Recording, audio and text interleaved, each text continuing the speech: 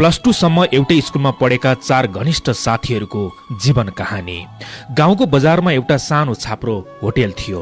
+2 परीक्षापछि उनीहरूले निर्णय गरे कि त्यो होटेलमा गएर चिया नास्ता खानुपर्छ। यी 4 जनाले मुस्किलले 40 रुपैयाँ उठाएर शनिबार दिउँसो 2 बजेतिर त्यस होटेलमा पुगे। मनोज, सन्तोष, योगेन्द्र र प्रमोद चिया नास्ता खाँदै गफ गर्न थाले। चारैले सर्वसम्मतिले निर्णय गरे कि 35 वर्षपछिको वैशाख 1 गते यही होटेलमा हामी भेट्नेछौँ। तबसम्म हामी सबैले धेरै मेहनत गर्नुपर्छ। यो हेर्नेलाई कौतूहल रहोस् कि कसले कति प्रगति गर्यो। त्यस दिन सबैभन्दा अन्तिममा जो होटेलमा आइपुग्छ त्यसैले त्यो दिन हामी सबैले खाएको बिल तिर्नु पर्नेछ। उनीहरूलाई चिया नास्ता ल्याइदिने कान्छोले यो सबै कुरा सुनिरहेको थियो। उसले भन्यो, म तपाईहरूको प्रतीक्षामा बसिरहेको हुनेछु।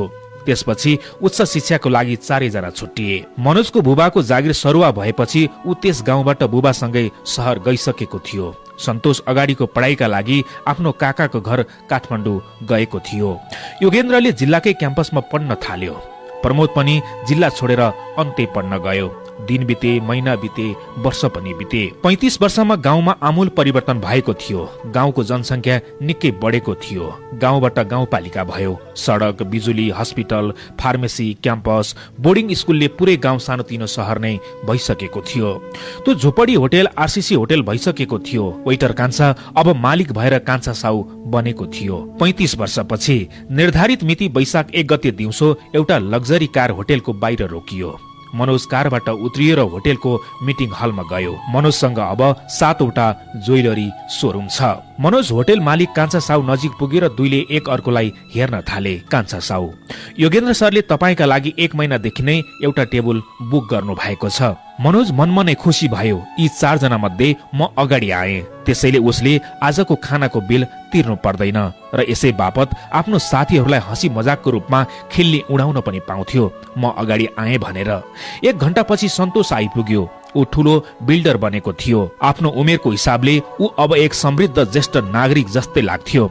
अब 2 जनाले कुरा गर्न थाले र अरू 2 साथीको पर्खाइमा थिए। तेस्रो साथी प्रमोद आधा घण्टापछि आयो। उसँग कुरा गरेपछि थाहा भयो कि प्रमोद व्यापारी बनेको थियो। तिनै साथीहरूको आँखा बारम्बार ढोका भए ठाउँमा पुग्थ्यो, योगेन्द्र कति बेला आउँछ भनेर। यति पर्खाइपछि कान्छा साउले भन्यो, योगेन्द्र सरको तर्फबाट एउटा मेसेज आएको छ। तपाईहरूलाई चिया नास्ता गर्दै गर्न भन्नु भएको छ। उहाँ आउँदै हुनुहुन्छ रे। तिनै जना 35 वर्षपछि एक अर्कोसँग भेटेर खुसी भएका थिए। घण्टौंसम्म हँसी मजाक चलिरह्यो, तर योगेन्द्र आएन। कान्छा साउले फेरि भने, फेरि योगेन्द्र सरको मेसेज आएको छ। तपाईहरू मेन्यु हेरेर आफूलाई मनपर्ने खाना खान सुरु गर्नुहोस्। त्यसपछि उनीहरूले खाना खान थाले, तर पनि योगेन्द्र आएन। खानाको बिल माग्ने बेला तिनै जनालाई जवाफ आयो, बिल अनलाइनबाट भुक्तान भइसकेको छ। बेलुकाको 6 बजे एक युवक कारबाट उत्रियो र गरुङको मनले 3 जना मित्रहरू हुने ठाउँमा पुग्यो। 3 जना साथी त्यो युवकलाई हेर्न थाले। युवकले अगाडि भन्यो, म तपाईहरूको साथी योगेन्द्रको छोरा रूपेश कार्की हुँ। बुबाले मलाई तपाईहरू आउने कुरा भन्नु भएको थियो। उहाँलाई यही दिनको प्रतीक्षा थियो, तर अघिल्लो महिना उहाँको स्वर्गवास भयो। उहाँले मलाई ढिलो होटेलमा जानु भनेर भन्नु भएको थियो। यदि म छिटो आएको भए तपाईहरू दुखी हुनुहुन्थ्यो। जब मेरो साथीहरूले थाहा पाउनेछन् म यो संसारमा छैन भनेर, तब उनीहरू एक अर्कोमा भेटेर खुसी हुने मौका गुमाउनेछन्।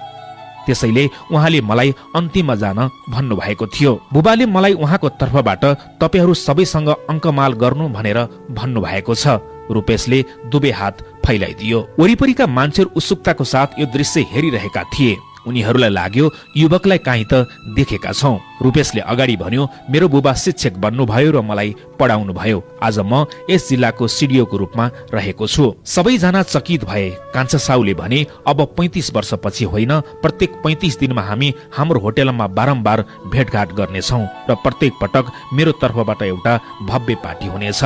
आफ्ना आत्मीय जनसँग भेटघाट गर्दै गर्नुहोस्। साथीभाइसँग भेटघाट गर्नको लागि वर्षौं नपर्खनुहोस्। मरिलानु केही पनि छैन। साथीभाइ, इष्टमित्र सबैसँग समय समयमा भेट्ने गरौं। भेट्नको लागि कुनै बहाना बनाउँदै नबनाउनुहोस्। दिनमा व्यस्त भए पनि साँझमा भेट्ने गरौं। थाहा छैन कसको यो संसारबाट छुट्टिने दिन कति बेला आउनेछ।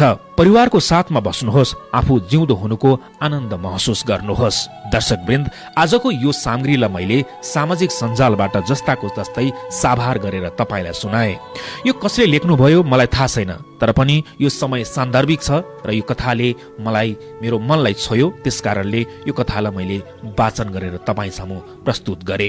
यो सानो प्रसङ्गले दिन खोजेको सन्देश बडो गहिरो छ। हेर्नुहोस्, हामी कुनै पनि काम गर्नको लागि बहाना बनाउँछौँ हैन। यो गरेपछि यो गरौँला, त्यो गरेपछि त्यो गरौँला, यति कमाएपछि रमाउला, यति पैसा जम्मा गरौँ न, त्यसपछि यहाँ जाउँला भनेर हामी त्यो दिनको प्रतीक्षामा रहिराखेका हुन्छौँ। हामीलाई मनमा लागेका कुराहरू, हाम्रा रहरहरूलाई हामीले त्यत्तिकै मारिरहेका हुन्छौँ। तर याद गर्नुहोस्, जीवनको यो लीला कति बेला अन्त्य हुन्छ र कति बेला समाप्त हुन्छ कसैलाई पनि थाहा हुँदैन। त्यसकारण जति बेला तपाईँलाई जे मन लागेको छ, जसो गर्न मन लागेको छ, जसलाई भेट्न मन लागेको छ, जसलाई देख्न मन लागेको छ, जोसँग फोनमा कुरा गर्न मन लागेको छ, जोसँग भेटेर रुन मन लागेको छ, बिन्दास भएर उनीहरूसँग समय व्यतीत गर्नुहोस्, फोन गर्नुहोस्, कुरा गर्नुहोस्, भेट्नुहोस्, सँगै बसेर रुनुहोस्, सँगै बसेर हाँस्नुहोस्। हेर्नुहोस्, कसको जीवन कति बेला समाप्त हुन्छ यो कसैलाई थाहा हुँदैन। यति कमाएपछि रमाउला नभन्नुहोस्, के थाहा त्यो रमाउने दिनसम्म तपाईँ यो संसारमा रहनुहुन्छ या रहनुहुन्न। त्यसकारणले आफ्ना रहरहरूलाई